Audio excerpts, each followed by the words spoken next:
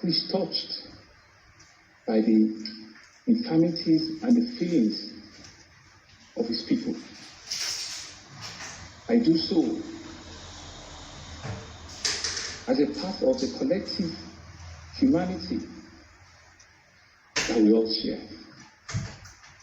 Indeed, I'm saddened today. Yesterday's events were no doubt some of the darkest gradients of our history as a state and as a people. As you are perhaps aware, I have been engaging the hashtag #EndSARS protesters since Monday, the 12th and the 13th of October 2020, respectively. I declared my affinity with their crusade against all forms of police brutality. I took all the requests, the hashtag 545, which was a demand that I took to Mr. President Muhammadu Buhari, GCFR, and to the Inspector General of Police, Muhammad Adamu, in Abuja. They were all acceded to from my discussions with them. Indeed, I could say we were making progress, although the pace was slow, and indeed very slow, due to the lack of an acceptable leadership amongst the #EndSARS protesters. Fellow Lagosians, events took a different turn from Saturday and Sunday, the 18th October 2020, as criminal elements took advantage of the firm orders handed down to the officers and men of the Nigerian police not to resort to shooting as a rule of engagement. For instance, on Sunday at Ogoloto area in Ikorodu, armed gangs unleashed mayhem on one another and on innocent citizens. Whilst this was happening, other criminal elements joined in attacking other innocent citizens who were returning from church services. There were reported cases of violent robbery. There were reported cases of citizens being raped, and women and girls were scrambling to safety. These were mothers. These were wives, these were sisters, these were daughters of our fellow citizens. Other criminal elements, in turn, began to unleash on citizens in different parts of the state, from Fagba in the Iju area of Lagos to Ebute Metta, where in Ebute Metta, 19 officers and men of the RRS were severely injured by armed thugs. The level of insecurity in different parts of the state became heightened with multiple attacks at various police stations.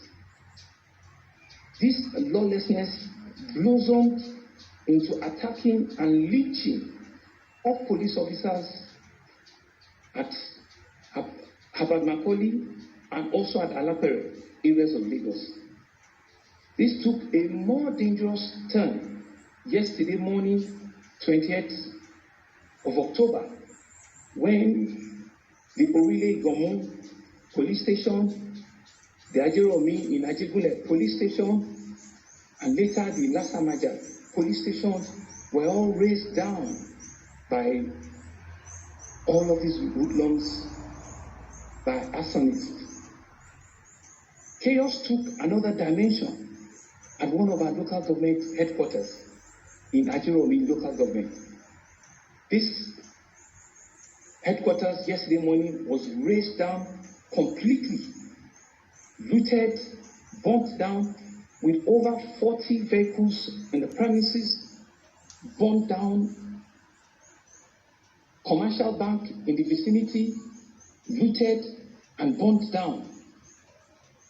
Hoodlums even make attempts at entering both the Apapa port and the Tinkan port yesterday morning.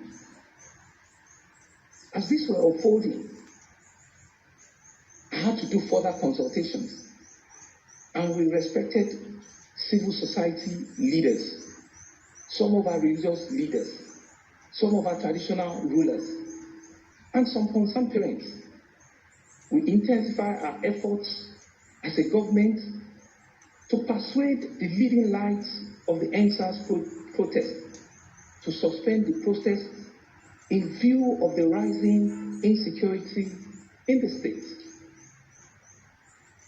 We made the case that their battle has indeed been won. We made the case that we additionally considered that they could resume their peaceful protest in Lekki and Alausa once we have succeeded in taming the rising wave of insecurity in the state. To achieve this, however, we needed to blanket the stoppage of all forms of protest so as to make it difficult for the violent tendencies that are creeping in amongst the peaceful protestants. Our governance of security strategy requires that we do not make a different rule for different groups of protestants at different times. Sadly, we did not succeed in persuading the group of protestants at the Lekki toll plaza to agree to this. Fellow Lagosians, we were able to persuade the many protestants at Alausa, and they were dispersed peacefully ahead of the start of the curfew. Many of our youths at the Lekki toll plaza insisted on continuing with the protest. Sadly, there was no leadership to appeal to, as they had continually maintained that remaining leaderless was indeed a strategy for them. For clarity, it is imperative to explain that no sitting governor controls the rules of engagement of the military. I have nonetheless instructed an investigation into the ordered and the adopted rules of engagement employed by the officers and men of the Nigerian Army that were deployed to the Lekki toll gate last night.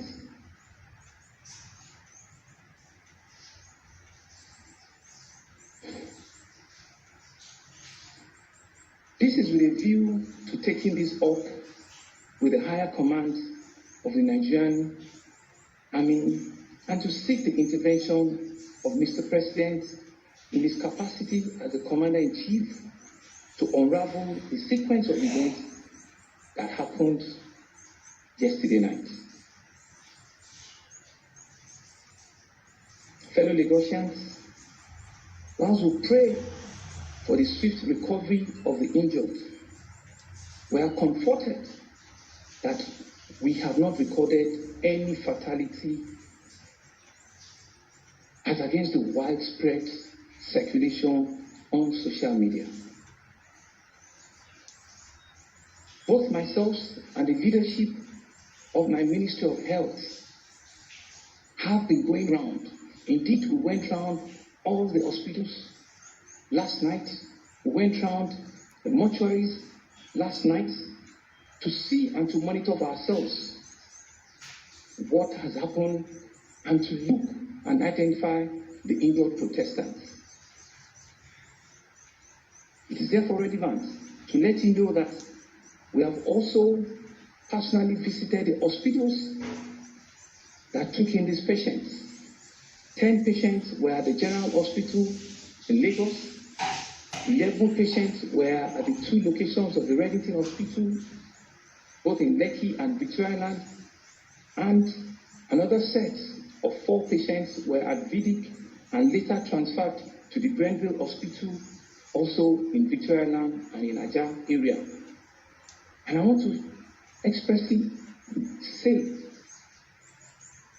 that over the night, 2 of them had to go through surgery, and I'm happy to say that they're both stable and they're recovering very well. Quite a number of the others are just mild to moderate states. Indeed, 3 of them has been discharged, and I'm told this morning that additional 3 or 4 will be discharged anytime from now.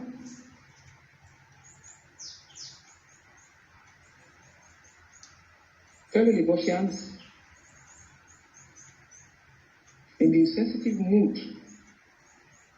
with the mood of the nation at this time, I have directed further that we have an immediate suspension of all state activity for the next 3 days, except those that are connected with the governance of security in the state and the management of the current issue. I've also directed that if at all public buildings, if you can reach, that will lower the flag for the next 3 days as a mark of respect and solidarity for the protests.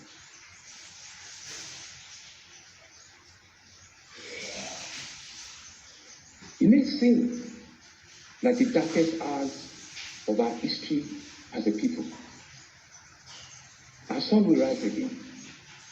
From the present ashes